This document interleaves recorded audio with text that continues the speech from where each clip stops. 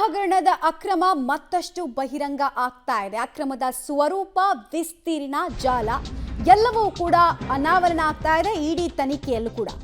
ಇಡೀ ಲೇಔಟ್ ಅನ್ನೇ ಹೆಂಗೆ ಅಕ್ರಮವಾಗಿ ತಲೆ ಎತ್ತೋ ರೀತಿ ನೋಡ್ಕೊಂಡಿದ್ದಾರೆ ಭೂಮಿ ನುಂಗಣ್ಣರು ಅನ್ನೋದು ಒಂದಷ್ಟು ಎಕ್ಸಾಂಪಲ್ಗಳನ್ನು ಕೊಡ್ತಾ ಇದ್ದೀವಿ. ಕ್ಲಾಸಿಕ್ ಎಕ್ಸಾಂಪಲ್ 60-40 ಅನುಪಾತದಲ್ಲೂ ಕೂಡ ಮಹಾ ವಂಚನೆ ಆಗಿದೆ. 13 ವರ್ಷದಲ್ಲಿ 4918ಕ್ಕೂ ಹೆಚ್ಚು ಸೈಟ್ಗಳನ್ನು ಅಕ್ರಮವಾಗಿ ಹಂಚಿಕೆ ಮಾಡಿದ್ದಾರೆ. ತನಿಖೆಗಿಳಿದಂತಹ ಇಡಿಗೆ ಮತ್ತಷ್ಟು ಸ್ಫೋಟಕ ಅಂಶಗಳು ಗೊತ್ತಾಗ್ತಾ ಇದೆ. ಪಬ್ಲಿಕ್ ಟಿವಿಯಲ್ಲಿ ಈ ಕುರಿತಂತೆ ಬಿಗ್ ಎಕ್ಸ್ಕ್ಲೂಸಿವ್ ಡೀಟೇಲ್ಸ್ ಅನ್ನ ನಾವಿಡ್ತಾ ಇದ್ದೀವಿ. ಮೊನ್ನೆ ಅಷ್ಟೇ 13 ಪುಟಗಳ ಇಂಟರಿಮ್ ರಿಪೋರ್ಟ್ ಅನ್ನ ಇಡಿ ಲೋಕಾಯುಕ್ತ ಕೊಟ್ಟಿತ್ತು ಸೆಕ್ಷನ್ 66/2 ಅಂಡರಲ್ಲಿ. ಈಗ ನೀವು ಗಮನಿಸ್ತಾ ಇದ್ದೀರಾ ಹೈಲೈಟ್ ಕೀ ಪಾಯಿಂಟ್ಸ್ ಏನು ಇಡಿ ಕಂಡುಕೊಂಡಿರುವಂತಹ ಫೈಂಡಿಂಗ್ಸ್ ಅಲ್ಲಿ ಅಂತ ಕೇಳಿದ್ರೆ, ಮೂಡಾದಲ್ಲಿ 1095 ನಿವೇಶನಗಳ ಅಕ್ರಮ ಅಲ್ಲ, ಬದಲಾಗಿ 4921 ಸೈಟ್ಗಳು ಅಕ್ರಮವಾಗಿ ಹಂಚಿಕೆ ಆಗಿದೆ. ಇಡಿ ತನಿಖೆಯಲ್ಲಿ ಕಂಪ್ಲೀಟ್ ಆಗಿ ಆ ಸ್ಕ್ಯಾಮ್ನ ಆ ಕೋಟಿಯಲ್ಲಿ ನಾವು ತೋರಿಸ್ತಾ ಇದ್ದಲ್ಲ 700 ಕೋಟಿ ಸ್ಕ್ಯಾಮ್ ಅಂತ ಆರಂಭಿಕ ಹಂತದಲ್ಲಿ, ಅದಲ್ಲ, ಅದಕ್ಕಿಂತ ಹೆಚ್ಚಿಗೆ 3 ಪಟ್ಟಿಗೂ ಹೆಚ್ಚಿಗೆ ಅನ್ನೋದು ಗೊತ್ತಾಗ್ತಾ ಇದೆ. ಸೊ ಗಮನಿಸ್ತಾ ಇದ್ದೀರಾ ಇಡಿ ತನಿಖೆಯಲ್ಲಿ ಸ್ಫೋಟಕ ಅಂಶಗಳು ಬಯಲಾಗಿದೆ.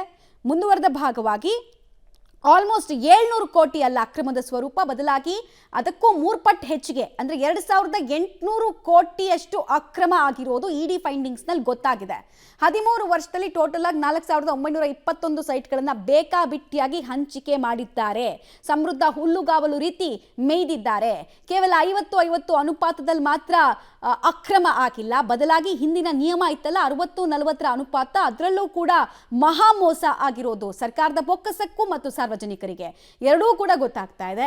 ಲೇಔಟ್ಗಳೇ ಅಕ್ರಮವಾಗಿ ಅಲ್ಲಿ ತಲೆ ಎತ್ತಿದೆ. ಹಿಂಗಾಗಿ ಲೇಔಟ್ ನಿರ್ಮಾಣ ಮಾಡಿರೋರನ್ನು ಕೂಡ ಇಡಿ ಕರೆಸ್ಕೊಂಡಿದೆ. ಬನ್ರಪ್ಪ ಇದ್ರ ಬಗ್ಗೆ ಮಾತಾಡಬೇಕು ಅಂತ. ಮೂಡಾದ 2 ಮಾಜಿ ಆಯುಕ್ತರಿಂದ ಬಹಳ ದೊಡ್ಡ ಪ್ರಮಾಣದಲ್ಲಿ ಅಕ್ರಮ ಆಗಿರುವಂತಹ ಶಂಕೆ ಹಾಗೂ ಸಾಕ್ಷಿ ಸಿಕ್ಕಿದೆ.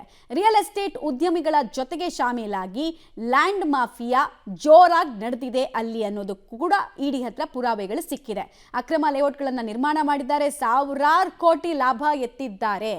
ಪಂಚಾಯಿತಿ ವ್ಯಾಪ್ತಿಯ ಸೈಟ್ಗಳನ್ನು ಕೂಡ ಕಬ್ಜಾ ಮಾಡಿಕೊಂಡಿದ್ದು ಗೊತ್ತಾಗಿದೆ.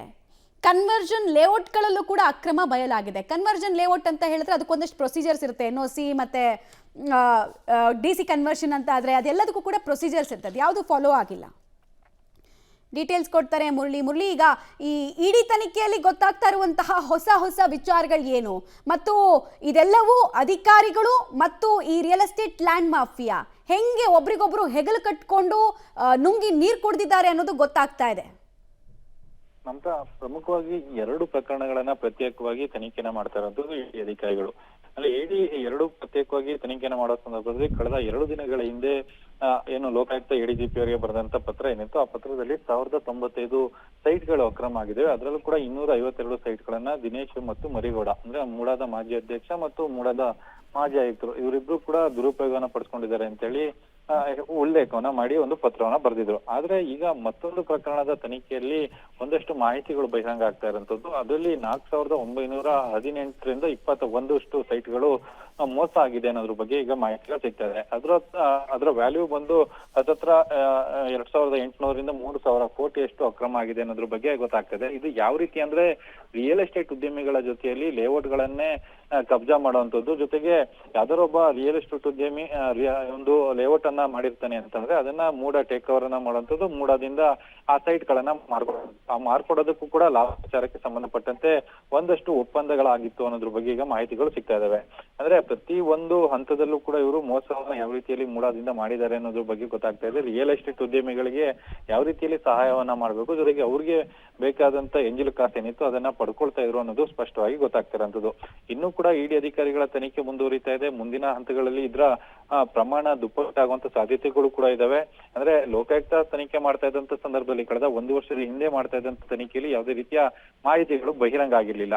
18 ಅಧಿಕಾರಿಗಳಿಗೆ ನೋಟಿಸ್ ಅನ್ನ ಕೊಟ್ಟಿದ್ರು, ಅದರ ಬಗ್ಗೆ ಕೈ ತೊಳ್ಕೊಂಡಿದ್ರು, ಅದನ್ನ ಬಿಟ್ರೆ ಮುಂದುವರಿದ ಭಾಗ ಆಗಿರ್ಲಿಲ್ಲ. ಆವಾಗ 14 ಸೈಟ್ಗಳ ವಿಚಾರ ಮುನ್ನೆಲೆಗೆ ಬಂತು. ಆ ಸಂದರ್ಭದಲ್ಲಿ ಅದನ್ನ ಇಡಿ ಟೇಕ್ ಓವರ್ ಮಾಡಿ ಮತ್ತೆ ತನಿಖೆನ ಮುಂದುವರಿಸಿರುವಂತದ್ದು. ಮಮತಾ, ಧನ್ಯವಾದ ಮುರಳಿ ತಮ್ಮೆಲ್ಲ ಮಾಹಿತಿಗಾಗಿ.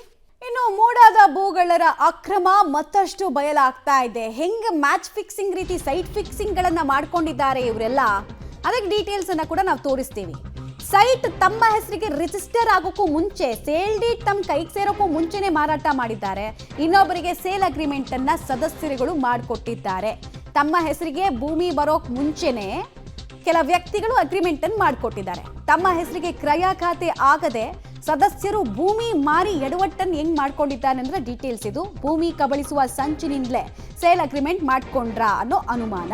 ಮೂಢ ಅಧಿಕಾರಿಗಳ ನಡೆ ಹಾಗೂ ಕೆಲ ವ್ಯಕ್ತಿಗಳ ಶಾಮೀಲಾತಿ, ಇನ್ನು ಕೆಲವರ ಕೃಪಾ ಕಟಾಕ್ಷದ ಬಗ್ಗೆ ಮತ್ತಷ್ಟು ಉತ್ತರ ಸಿಗ್ತಾ ಇದೆ. ಕೇಸ್ ಸ್ಟಡಿಗಳು ಕೂಡ ಇದಾವೆ ಇದಕ್ಕೆ ಸಂಬಂಧಪಟ್ಟಂತೆ ಹೆಂಗೆ ಅಂತ. ಸಾಮಾನ್ಯವಾಗಿ ನೋಡಿ, ಕೇಸ್ ಸ್ಟಡಿ ಬಂತು 29/11/2023 ಸೂರ್ಯಕುಮಾರಿ ಅನ್ನೋರಿಗೆ ಮೂಡಾದ ಸೈಟು ಕ್ರಯ ಆಗುತ್ತೆ. ಅಂದರೆ ಅವ್ರ ಹೆಸರಿಗೆ ಅದು ಸೇಲ್ ಡೀಡ್ ಅಗ್ರಿಮೆಂಟ್ ಆಗುತ್ತೆ. ನಿವೇಶನ ಸಂಖ್ಯೆ 42, ಸೈಟ್ ಸಂಖ್ಯೆ 42ರ ಕ್ರಯವನ್ನು ಅಧಿಕಾರಿಗಳು ಮಾಡಿಕೊಟ್ಟಿದ್ದಾರೆ. ಬಟ್ ಇಲ್ಲಿ ಕ್ಯಾಚ್ ಇರೋದು ಏನು ಅಂತ ಕೇಳಿದ್ರೆ 13/10/2023 ಅದೇ ನಿವೇಶನವನ್ನ ಇನ್ನೊಬ್ಬರಿಗೆ ಅಗ್ರಿಮೆಂಟ್ ಅನ್ನು ಮಾಡಿಕೊಟ್ಟಿದ್ದಾರೆ. ಅಂದ್ರೆ ಅವ್ರಿಗೆ ಸೈಟು ಮಂಜೂರಾಗೋಕ್ಕಿಂತ ಮುಂಚೆ, ಅಲಾಟ್ಮೆಂಟ್ ಲೆಟ್ರು ಸೇಲ್ ಡೀಡ್ ಸಿಗೋಕ್ಕಿಂತ ಮುಂಚೆ ಒಂದು 15 ದಿನಗಳ ಮುಂಚೆನೆ ಇನ್ನೊಬ್ಬರಿಗೆ ಕೊಟ್ಟಿದ್ದಾರೆ. ವಿನೋದ್ ಅನ್ನೋರಿಗೆ ಸೇಲ್ ಅಗ್ರಿಮೆಂಟ್ ಅನ್ನ ಸೂರ್ಯಕುಮಾರಿ ಅನ್ನೋರು ಮಾಡಿಕೊಟ್ಟಿದ್ದಾರೆ. ಈ ಸೂರ್ಯಕುಮಾರಿ ಯಾರು ಕೇಳಿದ್ರೆ dummy candidate. Case number 2, A Francis ಅನ್ನೋರಿಗೆ 15ನೇ ತಾರೀಕು ಮೂಡಾದಿಂದ ನಿವೇಶನ ಕ್ರಯ ಆಗತ್ತೆ. 15/12/2023 ಅವರ ನಿವೇಶನದ ಸಂಖ್ಯೆ ಎಷ್ಟು ಅಂತ ಕೇಳಿದ್ರೆ 128. ಬಟ್ ಇವ್ರ ಕಥೆನಲ್ಲೂ ಹಂಗೇನೆ 1/12/2023 ಇವರು ಮಂಜುನಾಥ್ ಅವರಿಗೆ ಸೇಲ್ ಅಗ್ರಿಮೆಂಟ್ ಅನ್ನು ಮಾಡ್ಕೊಡ್ತಾರೆ. ಅಂದ್ರೆ ತಮಗೆ ಆ ಜಾಗ ಸೇರೋಕೆ 15 ದಿನಗಳ ಮುಂಚೆನೆ ಇವ್ರಿಗೆ ಕನಸು ಬಿದ್ದಿರುತ್ತೆ, ಈ ಜಾಗ ನಂದಾಗತ್ತೆ ಅಂತ. ಹಾಗಾಗಿ 15 ದಿನದ ಮುಂಚೆನೆ ಇವರು ಅಗ್ರಿಮೆಂಟ್ ಅನ್ನು ಮಾಡ್ಕೊಟ್ಟಿದ್ದಾರೆ. ಕೇಸ್ ನಂಬರ್ 3, ರತ್ನ ಅವ್ರದ್ದು ಕಥೆನೂ ಹಿಂಗೇನೆ. ರತ್ನ ಅನ್ನೋರಿಗೆ 15/12/2023 ನಿವೇಶನ ಸಂಖ್ಯೆ 13 ಕ್ರಯ ಆಗಿರುತ್ತೆ. ಬಟ್ ಇವರು ಕೂಡ 15 ದಿನಗಳ ಮುಂಚೆನೆ ಸೇಲ್ ಅಗ್ರಿಮೆಂಟ್ ಅನ್ನ ಮಂಜುನಾಥ್ ಅವ್ರಿಗೆ ಮಾಡಿಕೊಟ್ಟಿದ್ದಾರೆ. ಶಿವಮ್ಮ ಅವ್ರ ಕಥೆನಲ್ಲೂ ವಿಭಿನ್ನವಾಗೇನಿಲ್ಲ. ಶಿವಮ್ಮ ಅನ್ನೋರಿಗೆ 15/12/2023 ಮೂಡಾದ ನಿವೇಶನ ಹಂಚಿಕೆ ಆಗುತ್ತೆ. ಬಟ್ ಇವರು 15 ದಿನದ ಮುಂಚೆನೆ ಅವ್ರ ಕೈಗೆ ಆ ಭೂಮಿ ಬಗ್ಗೆ ಮಾಲೀಕತ್ವ ಸಿಗೋಕ್ಕೂ 15 ದಿನದ ಮುಂಚೆನೆ ಅವರು ಅಗ್ರಿಮೆಂಟ್ ಅನ್ನು ಮಾಡ್ಕೊಂಡಿದ್ದಾರೆ.